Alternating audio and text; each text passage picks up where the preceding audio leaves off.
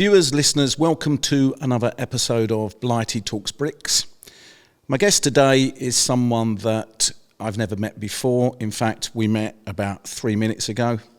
It would be unfair if I say I hadn't done any research at all. I have, but I had to stop because this man's research is amazing. This guy has been so active, so prominent in what he's done, and he's got some amazing stories. So I'm super excited that he's here today, and I thank him for his time. But Blighty Talks Bricks is to do with the housing crisis.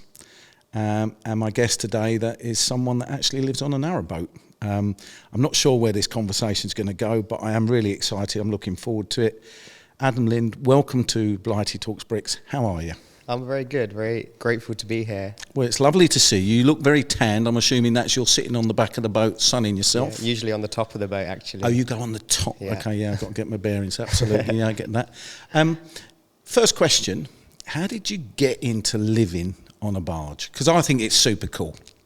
Yeah, well, I feel like the story kind of really starts from my birth, but I'm not going to take you back all the way that far. But I think the way we ended up living on a boat was I met my wife at university. We've been together 12 years. And after university, we decided that we weren't ready to kind of join, you know, corporate life or the mainstream life. So we decided to set ourselves to go traveling. Yep. So we set ourselves this challenge where we wanted to hitchhike from London to India.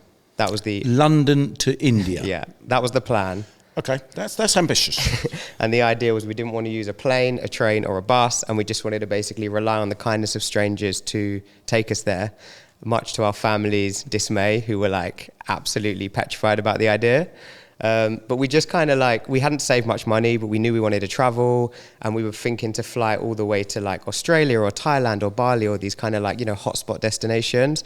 And I remember looking at this map and just thinking, we're going to miss so much in between, all this kind of less trodden land. So we were like, why don't we just do it by land? So we did this journey, and maybe we can go more into this as we go. But we were on the road for about 5 years. 5 years? Yeah. We were on the road for 5 years, okay. And we eventually came back to the UK. And it was mad because we hadn't been in the UK for so long. We had such a nomadic tendency now, almost running through our veins, that we knew we still wanted to move around because we were so used to moving around. But at the same time, we were craving some roots and some stability. So the idea came up about living on a boat. And I mean, I grew up in London, so I used to see boats a lot, at Camden or in East London. Yeah. And I never even knew that people lived on them. I remember the canals always being quite an idyllic place to be or hang out with my friends. Yeah. But I never even thought people might be living in these boats. So the idea came up. We still didn't have much money, so we just took a loan, bought the boat, and was this is perfect because now we can travel around but have this kind of roots. We have a consistent bed, a consistent kitchen, a bathroom. I remember when we bought plates for the first time, it was the most magical experience. Because of your 5 years of traveling? We just had a backpack then and a tent, really. We'd do some longer stays with if we were on a volunteer project, but we actually didn't really use paid accommodation either through that time. We would either wild camp or use this amazing website called Couchsurfing where local people would want to host travelers in their home as a kind of cultural exchange. So yeah, we probably stayed with over, close to 1,000 random people over 28 countries. It was quite the human experience. Just an automatic question that comes to me, maybe because I watched too many scary films when I was growing up. You go to a stranger's house, you'd never met them. Yeah. Did you have some situations when they very kindly take and you think, I'm not getting out of here alive? Or is that because my mind is taking me to these terrible films I've watched? It's really interesting because growing up, I always was taught this term stranger danger. Yeah. And it's don't talk to strangers, don't accept candy from a stranger, and definitely never get in a car with a stranger. Yep. So when we told our family, I say, we were going to do this trip and basically break all those rules and almost put ourselves in these situations. But I've always had this inherent belief that most people in the world are good. Agree. But because of maybe the way mainstream media's gone or the way things are portrayed on the news, we've kind of developed a mindset where actually we're quite scared of the people around us, which has created a really disconnected society. Yep. So to answer your question, there were a few hairy moments. However, the reason I'm happy Chainsaw Massacre comes to mind. Yeah, and also to be fair, even the hairy moments were a bit it could have been our perception of judging something wrong. We never felt particularly in danger, maybe once. But it's also we had thousands and thousands of the opposite of like, not just kind people, like people that, you know, they pick us up on the side of the road with our backpacks. They don't know us. And they're like, where are you heading tonight? We're like, we don't know. They're like, oh, please, like, come back to stay with these families for like a week. Sometimes like get to know their children, like take us to these like magical waterfalls or hikes that we never would have seen. Yeah. And I remember saying to my mum at one point, like, if I get killed hitchhiking, this was like a few years in, you better not tell people not to hitchhike. Did you actually say Yeah, because I was like, we've had hundreds and hundreds and hundreds of kind experiences that if one of these kill me off, then I don't want you to become an advocate that people shouldn't do it.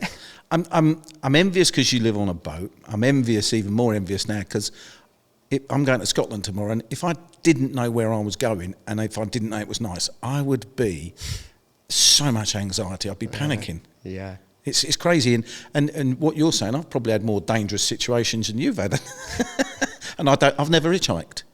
Yeah, I think, I don't know, I've always had this like maybe inherent trust within me. I don't know where that comes from, but just, I think I've noticed from when I was young, I stopped watching the news quite young. Yeah, good idea. And I felt, because everything we were being portrayed was so negative, and I used to remember thinking like, if the local news came on and it was like, I don't know, man stabbed in local high street or something. Which is on the news every day. Yeah, and I'm like, you'd never go out, would you? If that's news, fair enough, but then why isn't it also news that like, I don't know, old woman loses her purse and someone finds it, looks at the ID and takes it back to her home? I'm like, neither of these, a man getting stabbed in my local high street and someone helping this old woman, they're not global news. Like, I know we need to know about the catastrophes going on a larger scale. Absolutely. But on these individual kind of person by person case, if a guy getting robbed or stabbed is news, then why aren't we also hearing the nice things that happen within the same community?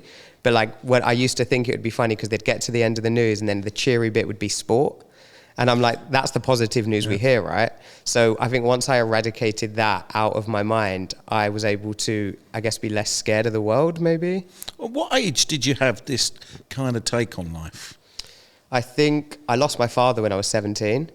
It's never a good age at any time, but that's traumatic. Yeah, and I mean, it's taken me a long time to speak about it in this way, but actually I'm very, very grateful for the experience, because I believe if it wasn't through like grieving my father, I wouldn't have gone on to hitchhike the world, live on a boat, or any of this.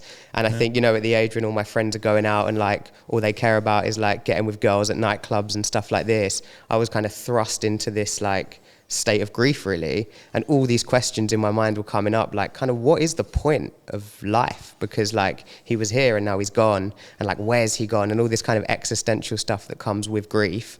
And I really just remember this pinnacle moment of feeling like, I've literally got one life on this planet and I'm not going to do anything that I don't want to do. And that sometimes comes across a bit like, ooh, like, but I don't mean in like a non-compassion way. I want to have respect for everyone around me, but in terms of like doing what I'm meant to do, I just knew from that moment it was never going to work for me, because life all of a sudden really started to feel like a game. Brothers, sisters? I've got an older sister, yeah. And what does your sister do? Does she like you in that way? She hates me. No, no, she absolutely loves me. I'm really lucky. My sister's 8 years older than me. And so my dad was an alcoholic throughout at least the whole of my life. Okay. And me, my sister and my mother were kind of like a three. We're like a little wolf pack. So he sort of isolated himself slightly from that situation. For sure. I mean, growing up, I didn't have as much compassion as I do for it now, but alcoholism is an addiction.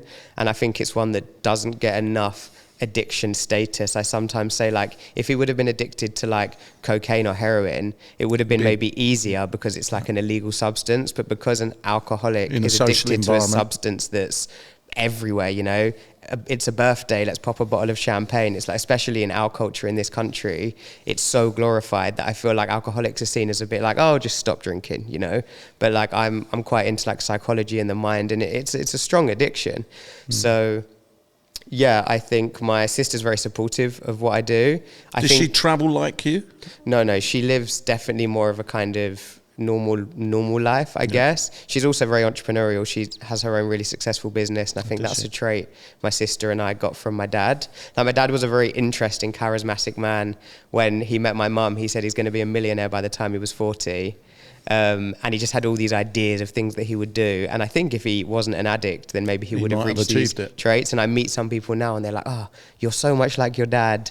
So maybe some of those traits are genetic, because like I say, my sister and I have this kind of, entrepreneurial spark. And I guess in a similar way, just do things maybe on our own terms. So how did we get to the boat? You came back. You then where did you choose your boat? This is a few years back, I'm assuming. Yeah, we've been living on the boat for 4 years. It was actually my mother-in-law. When we first came back, we obviously had nowhere to live, so we were living with my mother-in-law.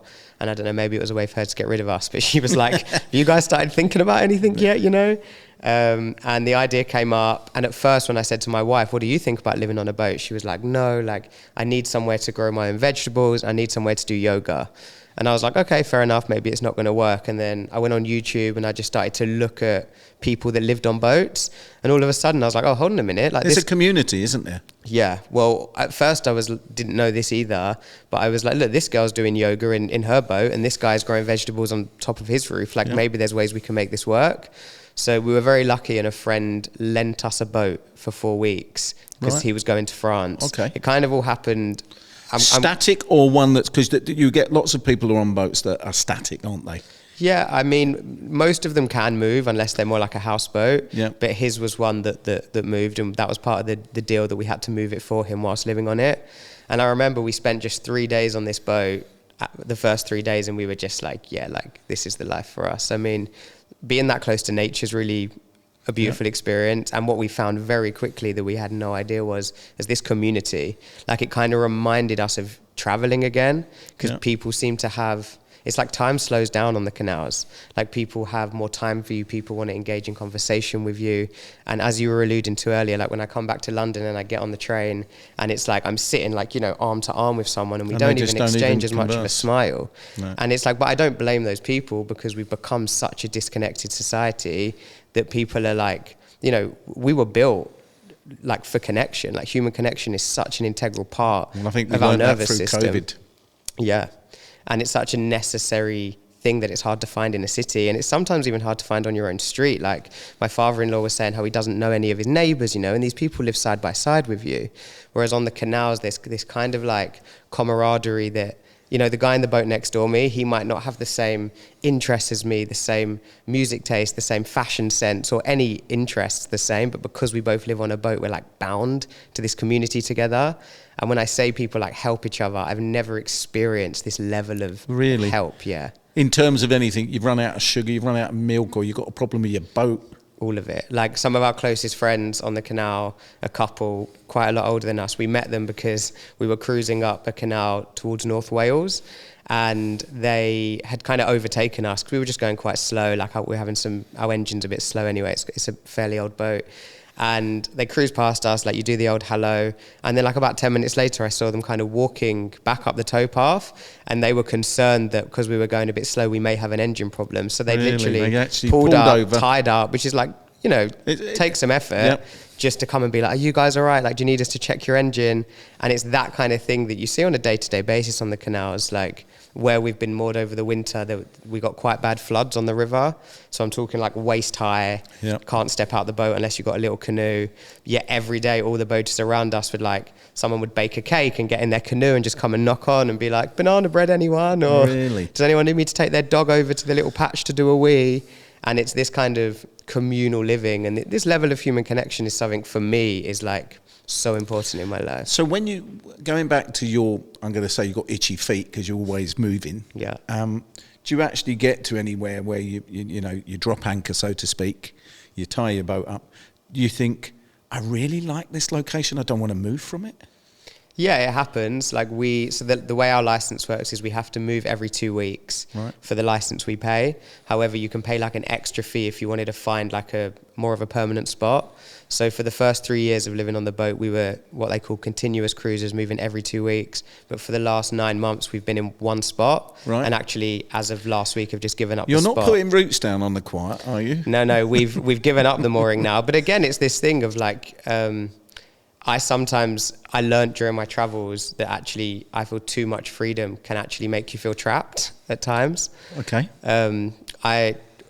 as a child, I used to suffer quite badly with something called intrusive thoughts.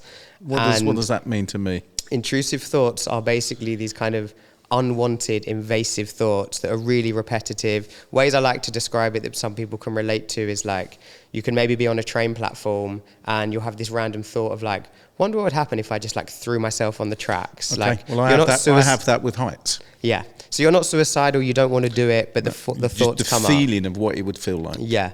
Or like I used to get it as a kid, I'd be in the back of the car and I'd be like, I wonder what would happen if I just swung this car door open like on the motorway. And they're really normal, everyone has them, but mine developed into like quite incessant and would happen every single day. And they got to the point where I could be like walking home from school and my mind would be like, if I don't run and touch that lamppost in the next 10 seconds, my mum's going to like drop dead. And I'd like have to run to this lamppost. And the context of this story is when we were traveling again, we'd kind of, 4 years in, we were like making a bit of money on the road. My wife does like circus skills. We were doing some like busking and like making jewelry and like we'd kind of found freedom, right? Like we weren't tied to any routes. We had no mortgage, no bills. We had no time. Some days we had no idea what day or time it was. We were just completely on our own rhythm. Really? Oh, it sounds amazing. It does sound amazing and it was, but that level of freedom almost allowed me to feel like get in my head quite a lot, and these intrusive thoughts started to come back like thick and fast. And really the idea of like kind of what is the point? Like what is the point of anything really? And it got quite dark. And there was this pinnacle moment where we were in Bali and I was like lying in this hammock drinking a cocktail and my intrusive thoughts were really, really bad. And my wife took a photo of me like on this hammock with a cocktail and like we put it online and everyone started being like, wow, like freedom, you guys have found freedom. And I just remember seeing these comments come in and just thinking like, I'm so trapped. I was just going to say, you felt trapped in another way. And I think for me, it was like, I hadn't lost purpose, but like one of the reasons we came home was I think the idea of maybe not having roots, but having like projects or things to work on. And the same way with the boat, when we were moving too much, it's like, it's great because you're always moving. But you're trapped like, again. Yeah, like why? So this idea, we planted these roots for 9 months to kind of, hone in on projects, hone in on things that are really important to us. And now we're ready to kind of like spread our wings again. So I think what I've learned is this balance between like, I think freedom is found when you have this balance between like routine and spontaneity. Because I thought I wanted to live a life, of like no discipline, no rules. Like why would I, have anything that society wants me to have? And it's been a journey to kind of, find the balance between the two. What you're saying in a roundabout way is even though you wanted that to see the world, you wanted to travel, you didn't want the responsibility, but you still needed some form of order, even if that order was actually, I'm not staying here, I'm going travelling again. Yeah. And then when you were travelling, actually, I need to stop again. I think it's discipline. I think I used to resent the word discipline so much. It can be used in strange ways, can't it? Well, I've always had such a negative connotation with it. And then as part of our travels, we lived in India for a year and we lived in this ashram for 30 days. And the guru there was like, still to this day, like one of my greatest teachers.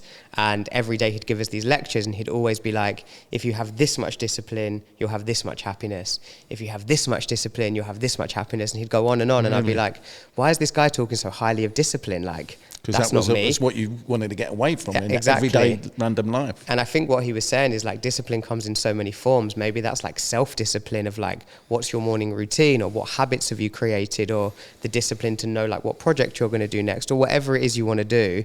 I think bringing discipline in my life, which is something, like I say, I rejected for so long, has been the way I've been able to kind of bridge the gaps between the two worlds that I want to live in.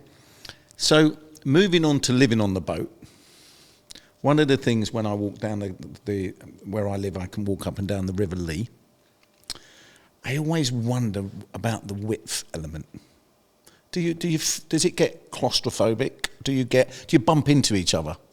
Like inside the space? Inside the space. I mean, I guess you climatize to it. But yeah, I mean, it's narrow, but it's not something that's ever bothered me personally. It's definitely a narrow space. And in terms of, I mentioned just before we came on to record, what about storing stuff? And you said there's some secret, and we without giving too many secrets away, because I've got a lot of gear, where would I put some of my stuff? Well, I'm very lucky in the fact that my wife is like a DIY wizard. So she's been able to build the most insane storage solutions you could ever imagine. But I think you'd be surprised the way boats are built are, for example, everything you see has storage in it. Like every step also flips up. Every sofa, every bed, every crevice has like very clever storage solutions. But at the same time, it's quite a cathartic cleansing process when I speak to people that have moved from a house to a boat. Get rid of all of their stuff. Get rid of stuff you don't need. And the amount of people that say they don't miss the stuff that they accumulate. I did a bit of clearing out the weekend. I was looking for a shirt. I couldn't find it. And some of the stuff I came off of, what the bloody hell have I still got that for? Yeah. I think I've never really put much value on like material possessions. So that part wasn't that difficult for me. And also we didn't have to do this whole cleansing process because we'd gone from living out of a backpack to living on a boat. You looked and it was probably a lot of space for you, wasn't it? We actually had to buy everything. Yeah. Because we didn't have all of the, bed sheets and cutlery and things like this. So you mentioned about your wife, who is very good at DIY. She is. Am I right in saying that you've just done a refurb on something else that moves? We have. Which is like a little home on wheels? Yeah, so we bought like an old Peugeot Boxer, and because they're really popular for van conversions. My wife's a bit crazy, and it's like as soon as she felt like she'd finished the renovations on the boat, she was like craving picking up the tools again. Yeah. So she was like, I really want to renovate a van. So we bought this van at an auction, and she's just spent the last 6 months converting it into another home on wheels, which we're hoping to do like sometime in the boat, sometime in the van. The idea is to reach places that the canals don't. So the coast, we want to spend a lot of time maybe in Devon and Cornwall and Scotland and the lakes and maybe Europe again. We'd love to go back to Turkey actually in the van. That was probably our favourite country. And is all of the time, security doesn't bother you, does it? For your travelling, because you did that 5 years on the road, that doesn't seem to bother you, does it? No, a lot of people say like, do you feel safe on the boat? And I'm like, yeah, but I also felt safe sleeping in a gas station in Bulgaria, so maybe I'm not the best judge of the scale. What's the negative side? I'm assuming there are some. You're on your narrowboat. As I say, I'm very envious. I need to take one for a week. You can take mine if you want. Well, thank you very much. Very kind of you. What's the negative side to it? Yeah, so I always say like every lifestyle has pros and cons, right? Yep. I'd say some of the cons that people find are probably, I guess it's your modern day luxuries. You don't have unlimited water. You have to deal with your own toilet waste.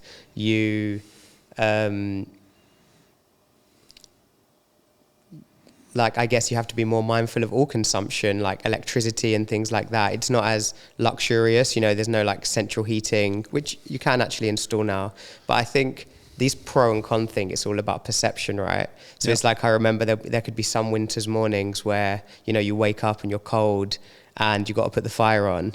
But I feel like through, I guess, work I've done on myself, it's all like a mindset shift. So I now kind of enjoy it. It feels a bit more like primitive. So, I have to wake up and start the fire to like warm the home for like me and my wife and my dog. Yep. And don't get me wrong, some mornings I'm like, oh, for fuck's sake, like I wish I just had a button to switch on.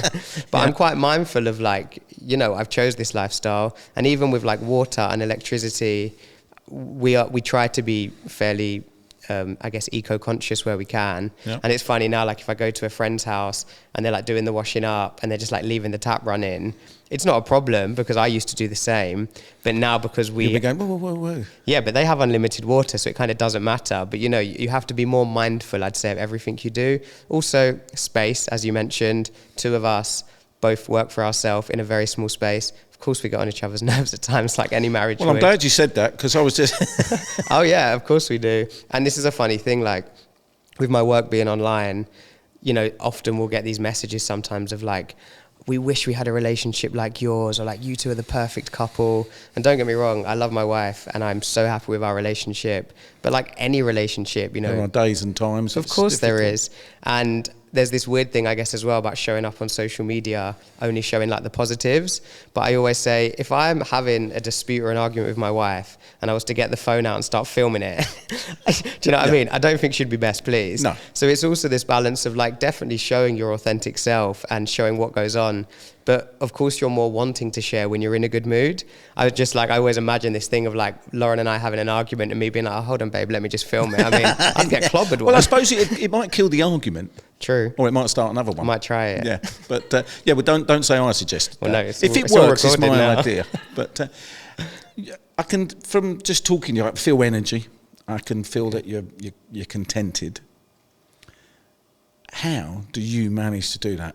How do you? I know you've said about the traumatic situation of Dad passing, but how do you? Because one of the things I struggle with my emotional wellness. And the guests we have, and I always try to find out what some people call it tricks, some people call it mechanisms. What do you have to click into tricks and mechanisms, or is it just you go, oh, for fuck's sake, get on with it? It's a really good question. I think every day is different. I really do believe that adversity is a gift. And I think the adverse things that have happened... Adversity is a gift. I mean, just those words to me is an amazing thing that you can say that. Yeah. Because most people go, please let me get through today without any adversity. And in a strange way, your subconscious, and you're openly speaking about it, is you're embracing it. For sure. I think adversity is like an opportunity. Everything's a lesson, right? Like when we were doing up this van, we were like really close to being finished and we were on the way to get the last bits of the electrics fitted, and we had a crash. And the crash was quite bad. They wanted to write off the van, we'd been working on this for so long. And that was your wife's little baby, wasn't it? Yeah. Luckily she was the one driving it. And that would have been a big row. Yeah.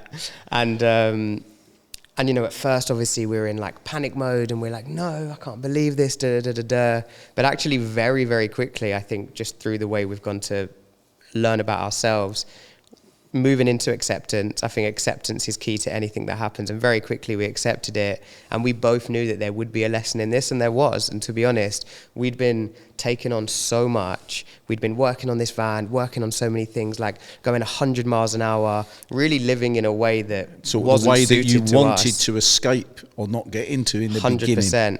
And this crash meant it just stopped us. Yeah. And what was amazing was we'd had these next 2 weeks booked out to finish off the electrics, finish off everything. And then we crash. We'd like locked up the boat, like turned everything off, knowing we'd be gone for 2 weeks. That night we're back on the boat with 2 weeks with a free calendar, which very rarely happens.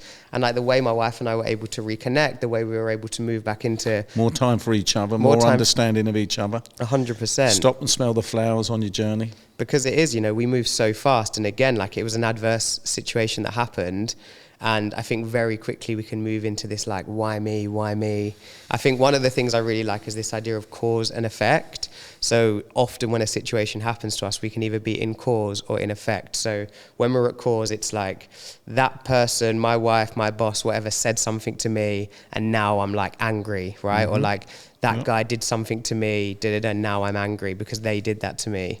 Whereas when we move into effect, we want to be the one that's chosen to feel this way. So that person's done this to me and I'm allowing myself to feel like this, because then we take back control, right? Yep. If we believe we're going through life like, poor me, because all this stuff has happened to me, then it's like we've lost all control because we're at the mercy of what everyone else is going to do. Because you become so negative, don't you? For sure, but more so like everyone's doing these things and I'm allowing myself to be annoyed by it, means I can then allow myself to change my mindset towards it. It's like you need to take back the power and not be a victim, I guess, because that's been like a really helpful tool for me when things go wrong.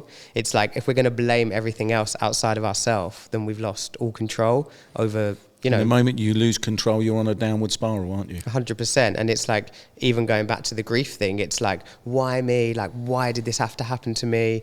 Like, it hasn't really happened to me. Like, it's happened. And I now can choose how I'm going to respond to this situation. Another thing is this idea of like responding or reacting. So often in life something happens and we react. And when we think about the word react, it's like this knee-jerk quick reaction. Whereas when we respond to something, it's more of a well thought out, calmer, taking a moment response. So often if I'm faced with a difficult situation, I'm like, okay, you want to react, but let's try and respond. And even just these little tools, I guess you said some people have these hacks, I think have really helped me to, yeah. And also, I definitely don't want to be on here making out I'm the perfect person. Like, I have days where... No, that's me, by the way. I thought so.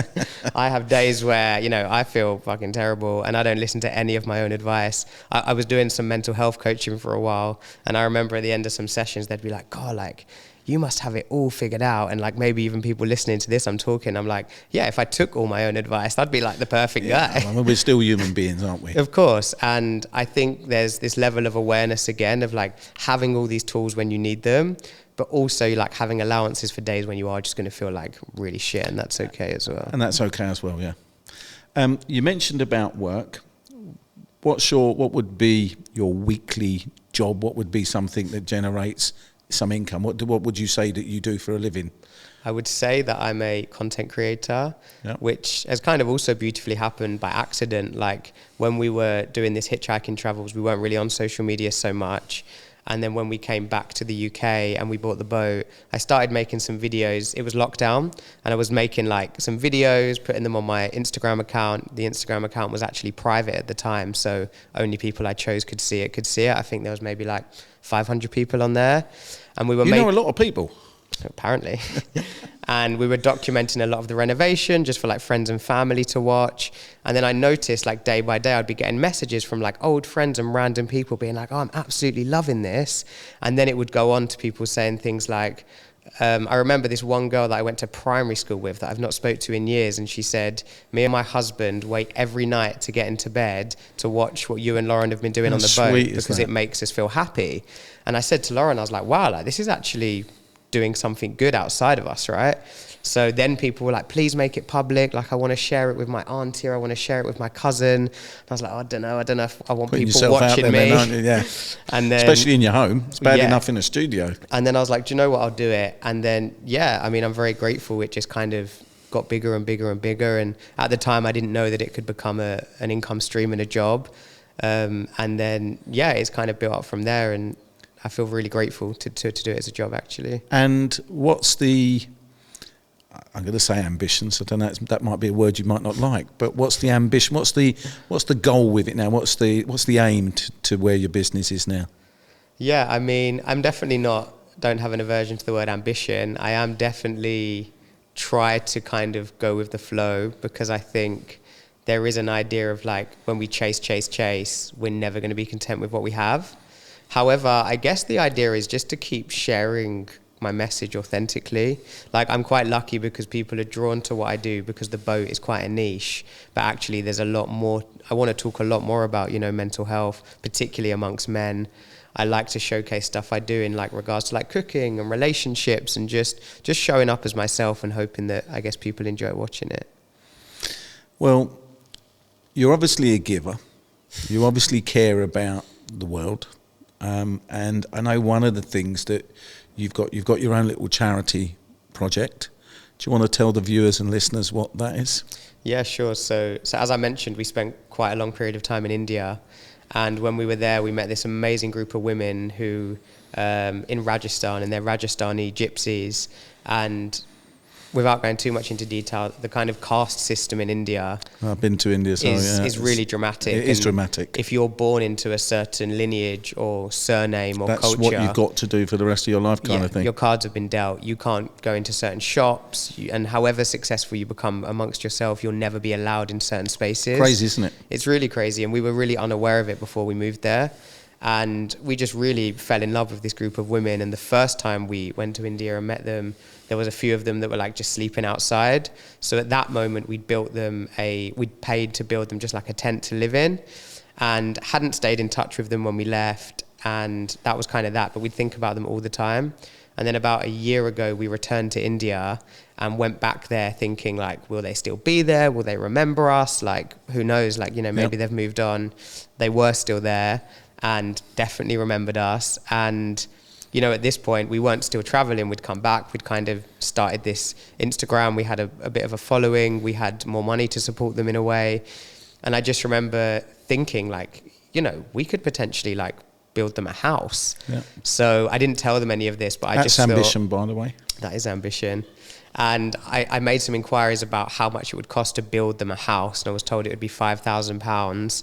And I just decided, like, we got back to our hotel where we were staying that night, and I said to Lauren, I'm going to like post a bit about this story on my Instagram and just see how my community react to it, because I'm really grateful. I've definitely made a lot of friends with people that have followed me that I know I've now met in person, and it feels like a real community.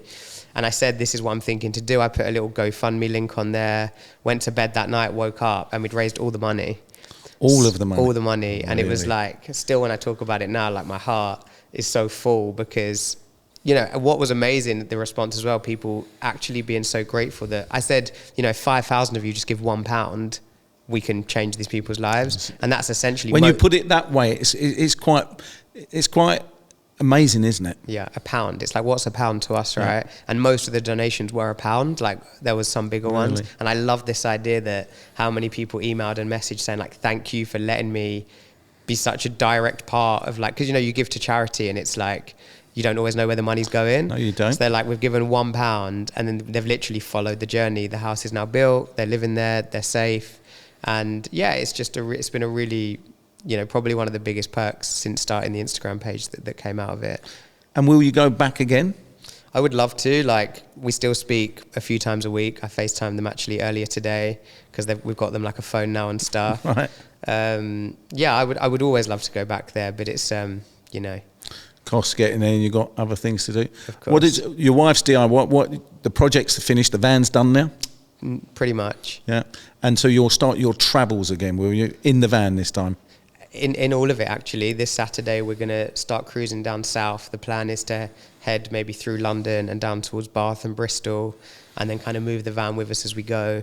Hopefully explore the coast a bit and just see what life brings, I guess.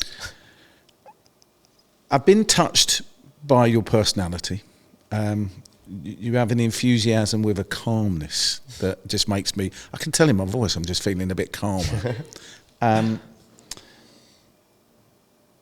How do people get to you? Because I've had a few people reach out to me, some people I don't know, talking about some of the dramas and problems I've had.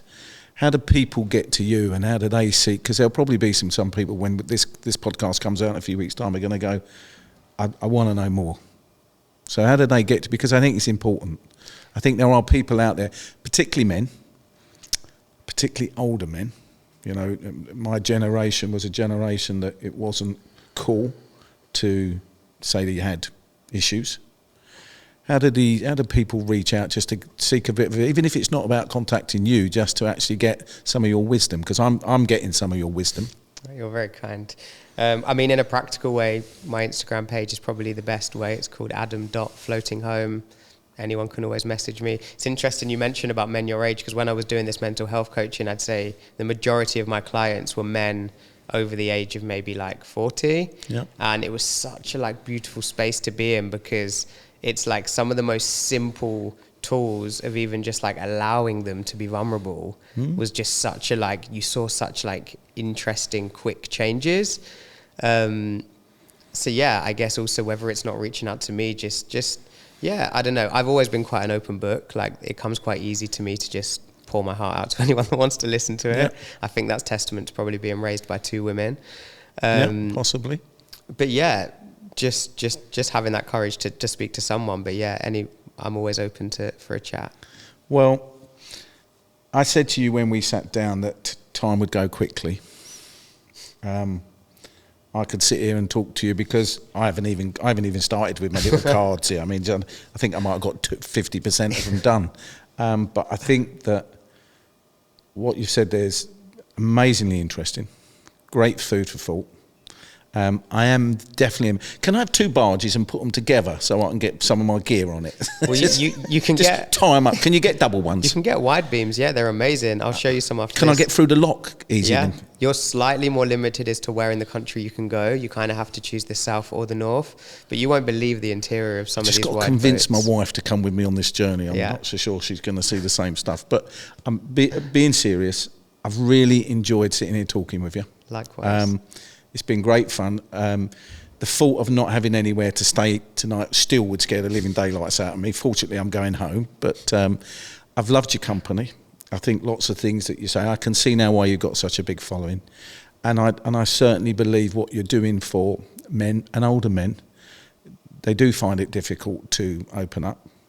And I think I've had this conversation that opening up to your friends is difficult, opening up to your family is even harder. And just for some, I know some guys that are very strong, but could do with just a little bit of an outlet, even if it's just looking at something online just to give them the heads up. But I've really enjoyed your company. Thank you very much for finding the time to come on Blighty Talks Bricks. I've got a funny feeling at the end of today, Coral's going to say to me, we've got to get Adam back, we've got to get Adam back. So it's been lovely. Oh, thank really you so much it. for having me. Cheers. Viewers, listeners, Blighty's in the market for not only one barge, but 2 barges timed together. I hope you've enjoyed the time that we've spent here with Adam. I have. Just an amazing man. Say hi to your wife for me. Will do. Safe travels. Thank you. Look after yourself. Viewers, listeners, another end of an episode of Blighty Talks Bricks comes. Stay safe, take care, and when you walk down the river, just make sure you look after the people on the boats. All the best.